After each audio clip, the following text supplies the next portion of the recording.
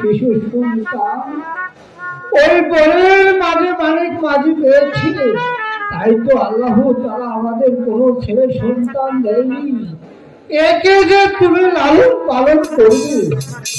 তাহলে শুনুন, আপনি যখন বাড়ির চিঠি দেন তখন আমি 5 মাসে গর্ভবতী। আলহামদুলিল্লাহ, আমার ঘরে একটি ছেলে সন্তান দিয়েছে, আমি তাকে ব্যস্ত থাকি, কিন্তু এই ছেলের সন্তানটাকে বুকে তুলে নেব না। না না বেগম,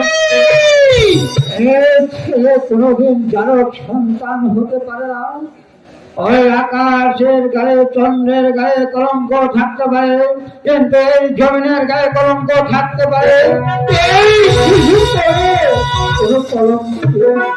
তাই তুমি ওকে কোলে নিয়ে লালন পালন করে ওকে মানুষের মতো আমি একবারই বলেছি, আমি এই সন্তান কিছুতে বুকে তুলে নেব না। তাহলে তুমি কি করবে?